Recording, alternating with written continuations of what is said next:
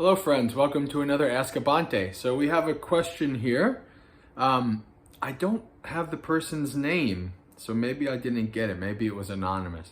But anyway, so the question goes as thus.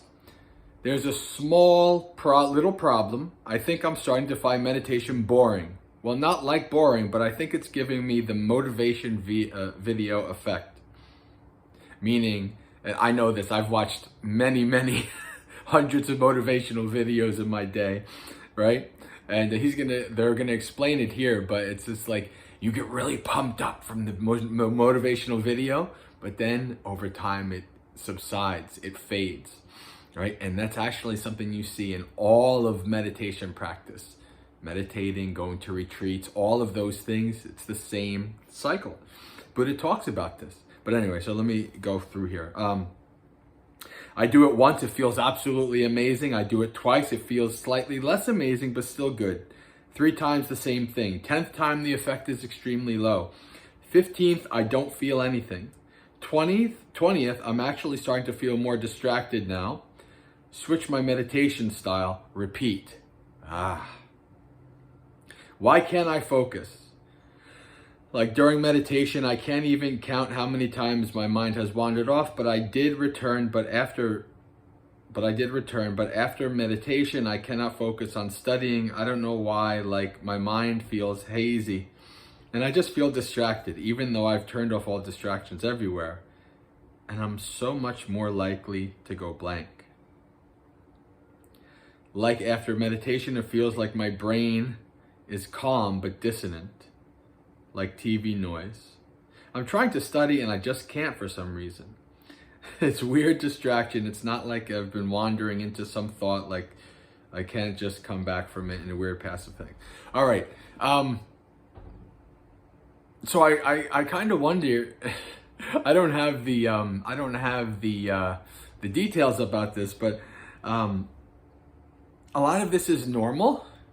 And there also could be stuff like, maybe like, for some people, it's harder maybe because they have like ADHD or something like that, where there's some kind of chemical reason why they can't focus. But that's also partly the human condition.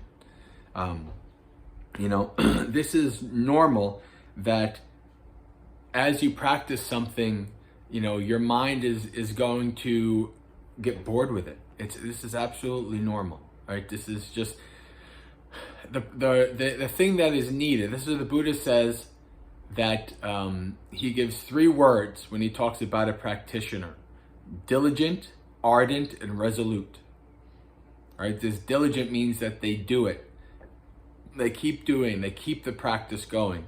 They're resolute in doing it no matter all the ups and downs, right? Even though Ajahn Chah says, if you feel good, meditate. If you feel bad, meditate, right? There's this understanding, this concept of that there is no good or bad time to meditate. There is no good or bad meditation. The practice is a lifelong practice, right? This is an important thing to understand, right? You're going to go up and down. That's normal. It's a lifelong practice. And if you understand that, you'll go away for a little bit, but then you'll come back and you'll keep practicing.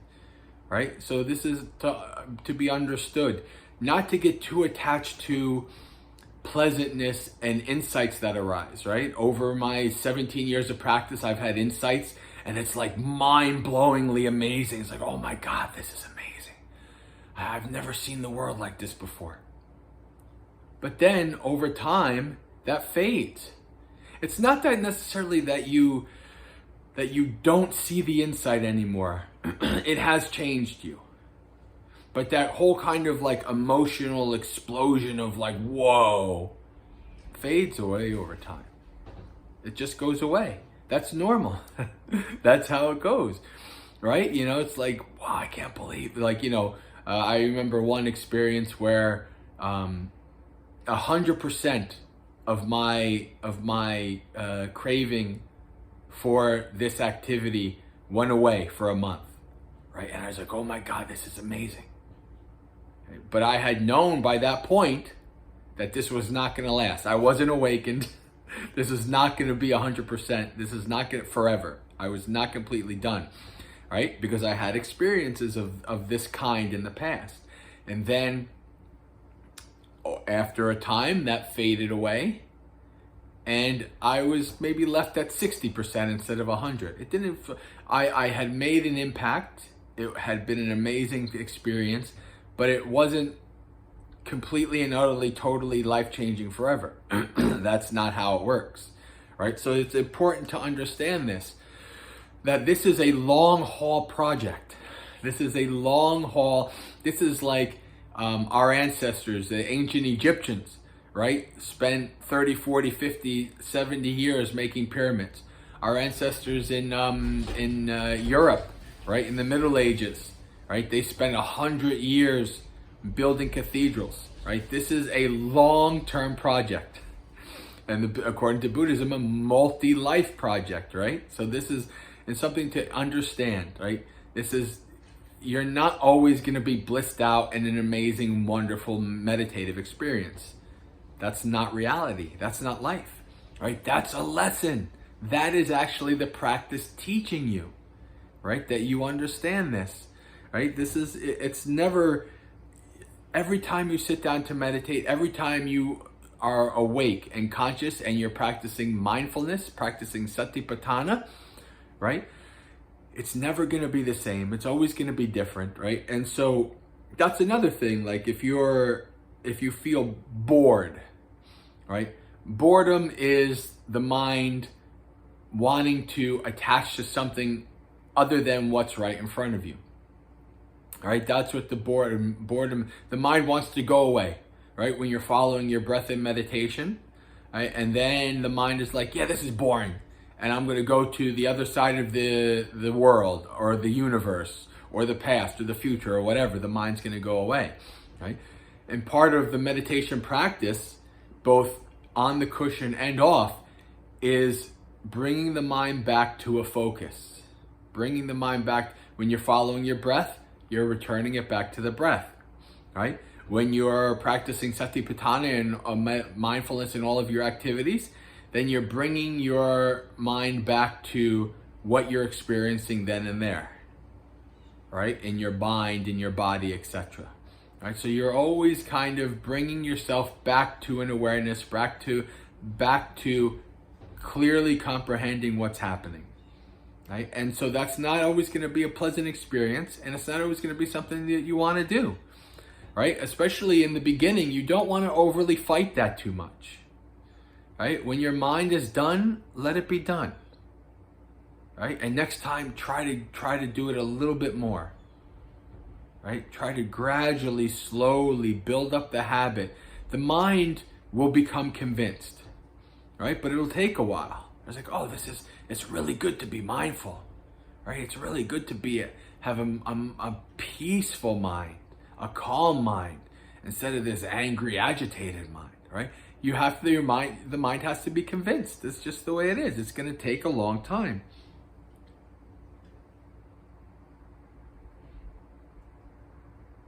You have to train yourself to focus.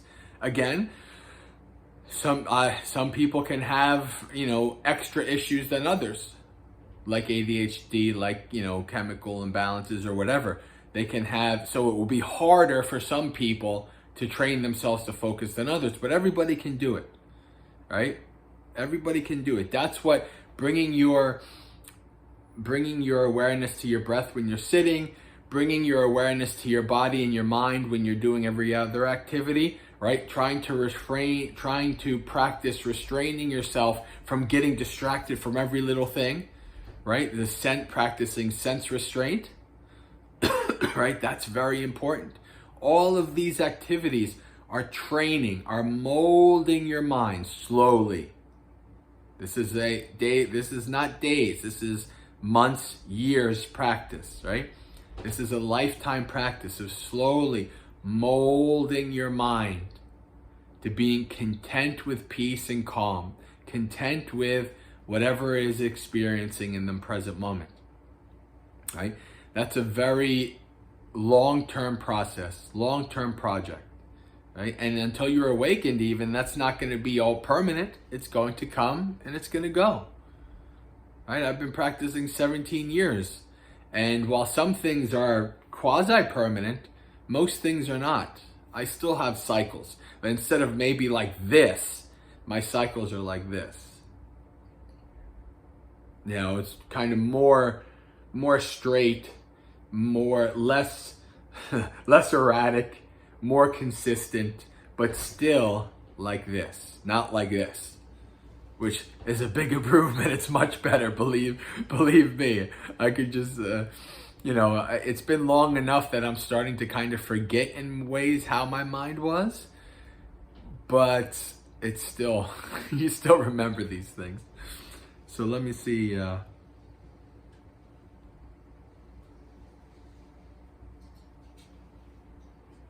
Now, I guess to talk about like the mind being hazy after meditation, I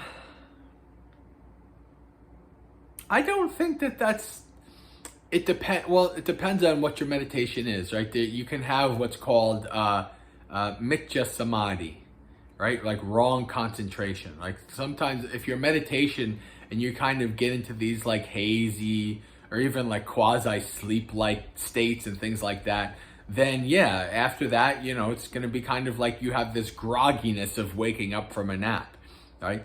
If you have a meditation where you have really had clear mindfulness and clear comprehension, then your mind is sharp, your mind is crystal clear, and you won't have this kind of haziness and things like that.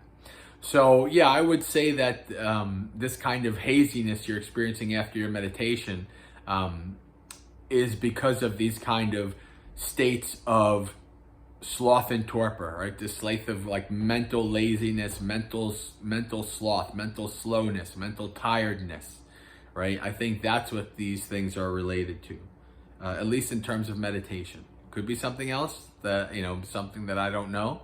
But in terms of meditation, that's what I would say to that.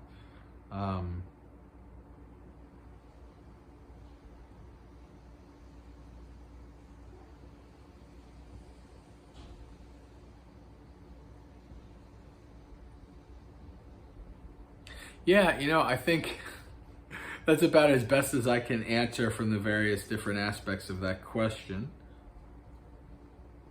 Focusing takes practice. You have to build it as a skill. Hone it. You have to hone the focus, right? Just like honing a knife, honing a sword, whatever. Hone it, sharpening it slowly. Each stroke, each time you practice, slowly honing that focus, right? Until it's razor sharp. And then it's so focused that you can develop getting into very deep states of concentration like jhanas, and then you can like laser focus your awareness to seeing something and seeing it deeply, developing the mind state of vipassana, to see things as they are, yata bhuta, jnana dassana, to see clearly, to see things as they are, not as we want them to be. So it's okay, my friend. You're gonna go up, you're gonna have ups and downs. That's normal. Keep practicing, whether you feel like it or not, whether it's pleasant or not. Don't come into your meditations with any expectations of how your meditation should be. Just let the meditation be. Just do it. Just keep practicing. Keep tracking and adjusting, investigating your practice, observing. Just keep going. Right? Sometimes you just have slumps, and the only way to get through that slump is to just keep power through it. Just keep practicing, right? Whether it's pleasant or unpleasant, whether you like it or you dislike it, whether the mind is bored or enraptured, it doesn't matter. Keep practicing, keep developing, keep honing, and then you'll see the benefits of that. So friends, that's the end of another Ask a Bhante. If you have any questions you'd like me to answer for your benefit or the benefit of others, right? Maybe you know the answer, but you think, oh, Bhante hasn't answered this. This might be a benefit to other people. Then you can put the questions in the in the chat below of this video, and then I'll get to them. Each time I do an Ask a Bhante, I have my my little list, and I think, well, what should I answer? And I can't necessarily go linear, because sometimes maybe I have to think more about a question, or it has to be a better time for me, something like that. I really want to give my best to a question. And so if I feel like I'm not ready to answer it yet, then I'm not ready. And so don't expect the answer to be linear, like you put a question and then that'll be my next question, but I will get to them eventually. So if you have a question you'd like me to answer, do so in the chat below. And so friends, thank you very much. Sukhi Hotu. May you be happy.